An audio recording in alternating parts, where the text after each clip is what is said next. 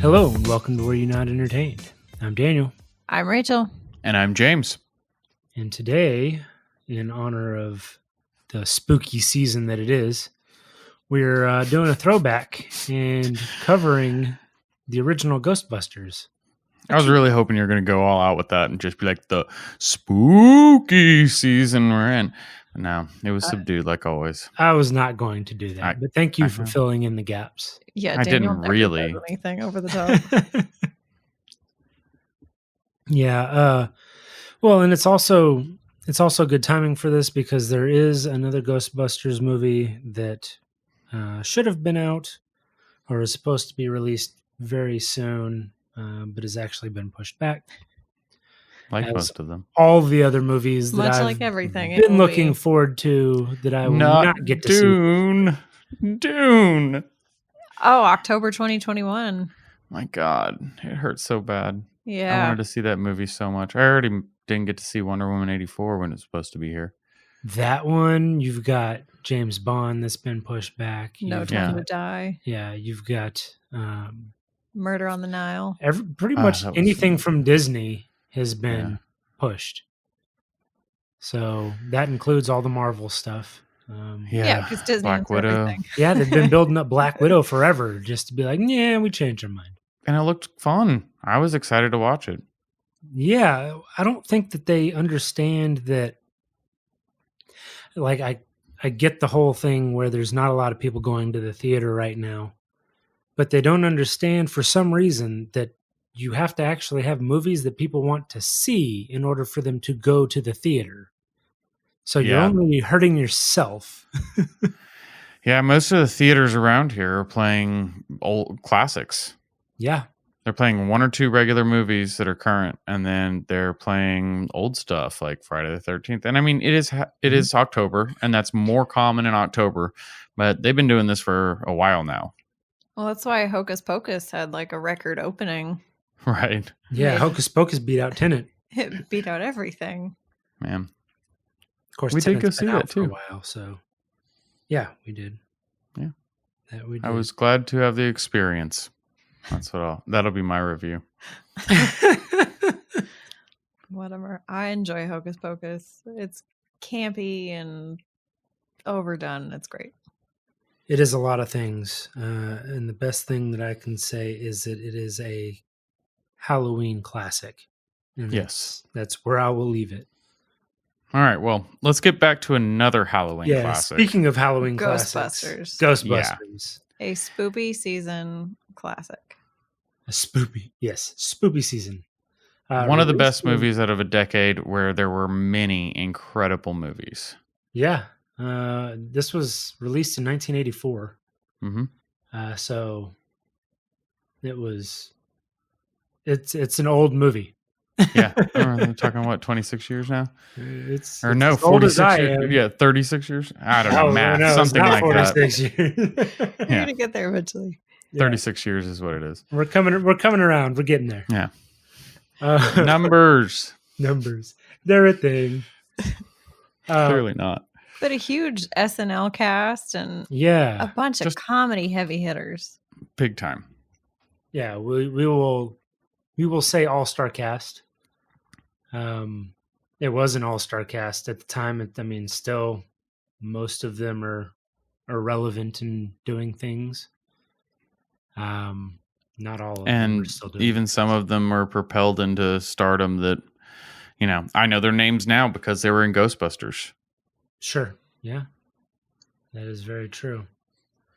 But it's good to see them all together and, being the goofballs that they are, because they're very unorthodox in everything that they do. That is definitely a nice way to say that. Yeah. And it shines brightly in this movie. It is, and they fit so well together. Your core three Ghostbusters, the original three, they just play off of each other. Which is strange, too. Well. Yeah. That's the weird part. Like, Dan Aykroyd and Bill Murray had, I don't know what the current state of it is, but had a long-standing feud. They hated each other, and there was restraining orders and all sorts of stuff. Yeah, which is interesting. Yeah, I mean, it really came later, so I guess this was still in the honeymoon period, and they could put up with each other. I mean, I'm pretty sure they'd worked together before, but I think they worked together a few times. Yeah. Yeah, but that's one of those things that I was watching the chemistry between the two of them and kind of amazed the whole time because, for the longest time I knew it as there wasn't going to be a fourth Ghostbusters movie because they can't be in the same room. Right. Well, and Dan Aykroyd was one of the writers. Oh yeah, the original and the second one as well. Yeah, it was Dan Aykroyd, Harold Ramis, and how did I forget his name? Rick Moranis. Oh, Rick Moranis. Yeah. Yeah, who had a smaller part, but was just fantastic in this. He chews it up, yeah. He was so funny. So uncomfortable. Yes. Sigourney Weaver is amazing in this. Yeah. I love her in absolutely everything I've ever seen her in. I mean, Aliens, Galaxy Quest, a million other movies as well. Those are like three of my top favorite ones. You're forgetting the best one. Yeah? Paul, yeah. That's another great one. Yeah. Jeez, there's so many good ones. She was mostly a voice in Paul. I'm just kidding about that. But no, yeah. I mean, anything. But she was in it. It's a great sci-fi movie. She lends her talent to. I was going to say, she likes sci-fi. She does. Yeah, she fits in sci-fi. Sci-fi loves her, man. Yeah, but she was amazing in this. Mm-hmm. Just so good as Zool. I also thought she was great beforehand as just somebody who was a straight face, but still believably put up with the crap the Ghostbusters were pulling, especially Bill Murray's character, Dr. Venkman. Yeah, exactly. Oh, yeah. Yeah. Yeah, she found humor in him as well. Like, not only is he supposed to be funny for us as viewers, but that was just that's kind of his character the whole time. He's just again, I guess I'll say unorthodox. He's just an unorthodox card. Very sarcastic. Yeah. You got to take it with a little grain of salt. If you've never watched Ghostbusters before and you're trying to come to it for the first time, there were some jokes that I felt like that wouldn't land real well nowadays. Yeah, absolutely. Yeah. Well, and he was definitely a womanizer, right? So that would be frowned upon as well. Yeah. For your main character, for that not to be like a character flaw that they get punished for somewhere in the movie. Right. Yeah, he had plenty of questionable quotes and jokes. It just kind of it lent to his charm in this. Is what it was supposed to do. Very of the time. Yeah, it was very of the time. But that being said, I did want to bring up something about that. Sure. While I was watching it, I was paying attention to the pacing and everything, kind of the way the movie played out. And I almost felt like there was a Marvel-ness to it. I mean, obviously it doesn't have the CGI and the martial arts or anything like that goes on in a typical Marvel movie. Mm-hmm. But it still had that kind of team feel of something like the Avengers. I don't know. I just got kind of that feeling looking back at it now with a different set of glasses. And it was interesting to me to see that might have been an influence. Yeah, I could see that. It definitely had its moments where you might catch flashes of that. And let's not forget about the montages, because that was a huge thing. Yeah, absolutely. Oh, I love a good musical montage. They're the best. Aren't they? And the music in this movie is it's so 80s. All the drum kits, it's amazing. Yeah. I'm here for it. And I really enjoy Dan Aykroyd's character and, his initial very upset about that additional mortgage on his house and then so excited for that fire pole. Yeah, oh, yeah. It just made it all worth it. It sold him. Yeah. Not to say that kind of backtracking a little bit. Not to say that Marvel movies have montages. That's not what I was saying. It just reminded me of that.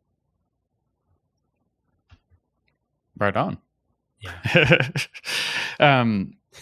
There are a couple cast members that I did want to go ahead and mention too. Annie Potts.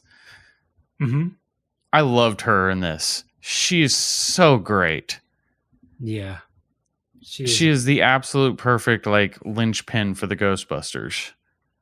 You're right. Yeah, exactly. She's real strong, no nonsense. Mm-hmm. Yeah. Not taking William Atherton is amazing. What's up? I said not taking any crap. Right. Yeah. William Atherton is an incredible EPA inspector. Yeah. He's easily hated. Walter Prick. Yeah, he almost Peck. reminded me just the tiniest bit of the FBI agent in The Frighteners. Yeah. It's just I that, see that. so overly straight-laced, just gone batty on the other side of the law, if you will. Yeah. Right. Because that guy was crazy. It was interesting to pay attention to the times as well, where the EPA inspector is a bad guy. Right. Yeah, exactly. Like, I just don't think that would be put in a movie nowadays. Well, and you got to love the original portrayal, right? Because the EPA inspector, he comes in and he's just nice and like asking questions. Can I see it? Will you show me? Mm-hmm. You know, just the trickster, right? Slimy. It's like the Slimer, no sliming. It's like the cop that's like, yeah, do you mind if I just like look around in your car real quick? Right. Oh yeah, no, go ahead. Wait. It's It's a personal history we don't all have. Yeah, I think the last time I saw the EPA or EPA as a bad guy was in the Simpsons movie. Oh, yeah. Good pull. Yeah. If Nice. anyone else remembers Nice. that. We also haven't mentioned Ernie Hudson. Yes. He was wonderful every time he was on screen. Of course. His delivery was so perfect. I hate the fact that he's like the fourth member. You have that kind of 80s feeling of a token black guy. But man, he has some of the best lines in the movie. Oh, absolutely. Yeah. If it comes with a steady paycheck, I'll believe anything. Yeah. And he's definitely the most relatable for me. I mean, he's the only one who has any sense that this is stupid and crazy the whole time. Right. The rest of them are either so egocentric or naive that they're just walking in out of curiosity more than anything. Yeah, exactly. Yeah, he fully appreciates the absurdity, but it's just like, no, you're paying me to be here, so I'm happy to let's do it. Let's go. Do we really want to do this, guys? But yeah, no, I love this town. Yeah. That's great. Yeah, just like, yeah, fair enough. And you're covered in marshmallow. There are so many strong quotes from this movie. From the theme song that gets stuck in your head and you instantly recognize, to the whole Keymaster and Keymaster, gatekeeper. It's so quotable, and there is no Dana, only Zool. You just right. Thanks, Zool. Yeah, you leave it remembering all these things. Right. Yeah, the one that got me the worst, I had to pause the movie, was whenever Janine, right? That's Annie Potts' character? I think so, yeah. Yes.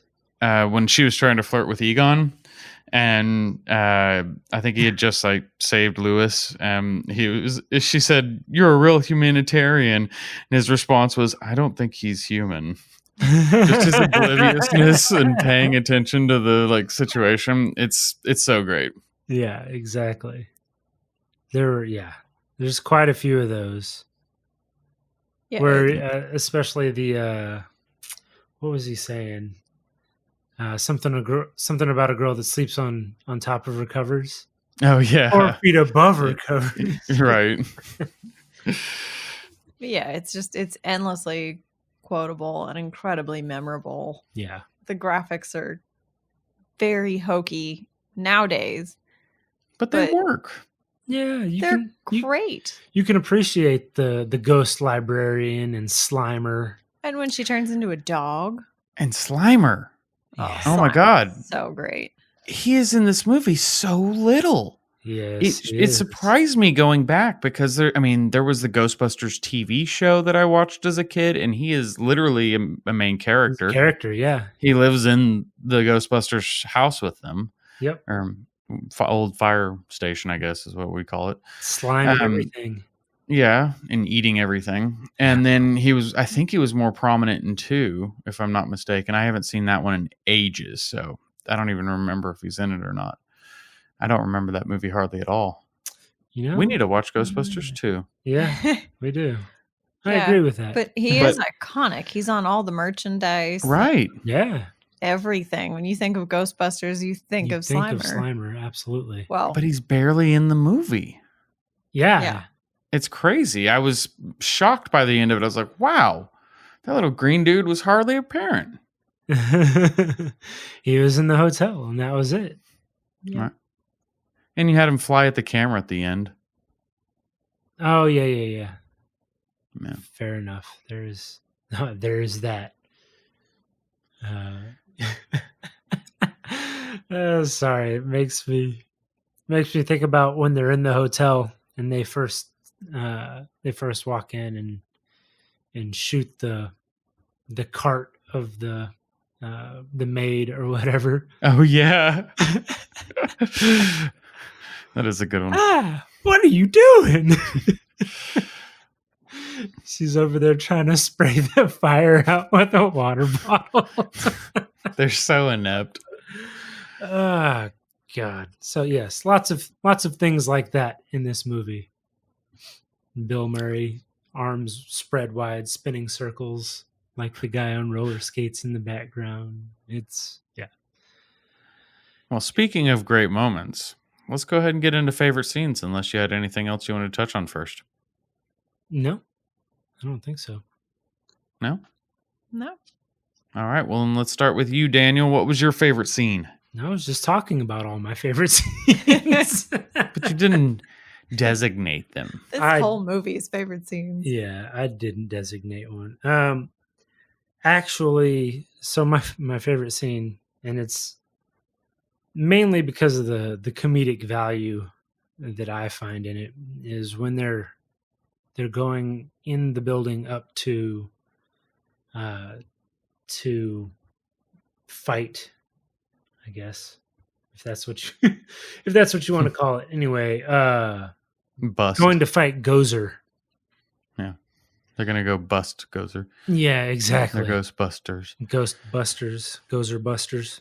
Yeah. The stairwell. Yeah, so they're going up the stairs, and obviously there's a lot of stairs. So you get that, and that's funny in itself.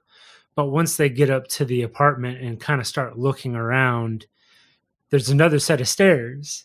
Mm-hmm. And the thing you hear is, "Oh, stairs. Let's go up them." Yeah. And that's where they get to the big face off and the epic battle before the Stay Puft Marshmallow Man shows up. But it's just that little, it's just a little hint of genius in the writing, in the acting, that just kind of because the last thing you'd want to do after hiking up 100 stories of stairs is 22. go, "Ooh, another set of stairs. Yeah. Let's go up them." It was 22. Still. You climbed 22 stories? I don't think I have. Well, and I it probably feels wouldn't. like 100. I definitely wouldn't do it to go fight a interdimensional ghost Yeah, that's fair. with 2 demon dogs. Like, sorry, New York. Yeah, You're getting marshmallowed. You're on your own. Yeah. Okay. So that was mine. It was very simple, but I like it a lot. It's a good one. No, it's a good scene. What about you, Rachel?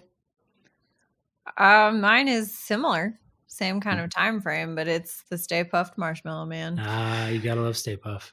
That was a close second for me. Oh, it is just whenever he's like, oh, don't think of anything. And then it's, oh God, I'm so sorry. And then there comes the Stay Puft Marshmallow Man in all his glory.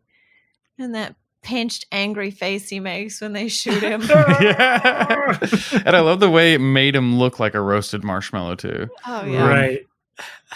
It was just great. And everybody's covered in marshmallow fluff. And Exactly. It's perfect. it's just amazing. And the whole outfit, everything about the Stay Puft Marshmallow Man stomping through New York causing destruction is Godzilla in Marshmallow Man form. It's incredible. Yeah, it's the scene that made Ghostbusters, in my opinion.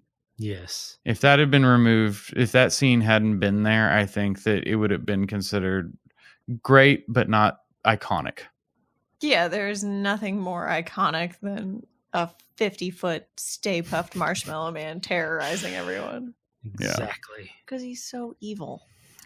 Death by marshmallow. So filled with malice. Evil Marshmallow Man. But yeah, that was mine. It's a very good one as well. Good choice. So what about you, James? For me, I'm a sucker for an origin story, but I'm not talking about the very beginning, but like when you finally get the powers. And it was when they bought the hearse and they ended up getting the fire station. So the montage is your favorite part.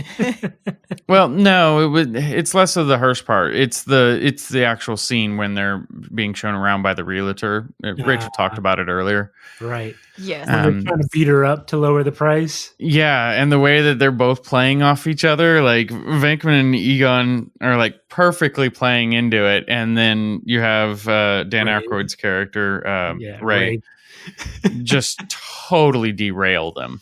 Yeah. Absolutely. We should stay here tonight just to try it out. Right. You guys got to try the pole. Oh, no. Thanks. Well, it's your money, so. It's like the Batman Begins scene of the Ghostbusters. Fair enough. Yes. It's my favorite scene. Y'all don't have to like it. No, it is a good scene. I appreciate it. It's a great scene. It comes after my second favorite scene. Well, it's easy to pick too because, like you said earlier, pretty much every scene in this movie is amazing, and this is truly a classic. I'm glad that we got to watch it again. There are some perks to doing a movie podcast. Yeah, you talk yourself into watching movies you'd have already seen and going, "Wow, I like this more than I remembered." Exactly. And also, wow, some of the movies back then were really flawed in modern sensibilities. Well, yeah, absolutely. Yes. I think that's a given. Right. Times they are a-changing. All right. Well, I think that pretty much wraps it up for Ghostbusters, right, guys? I think so. Yeah. All right. Well, hopefully you enjoyed our coverage of it. Go and check it out again. It's worth a watch, especially during the Halloween season. And come back and check us out next time. Go online, like and subscribe, and join us next time on Were You Not Entertained?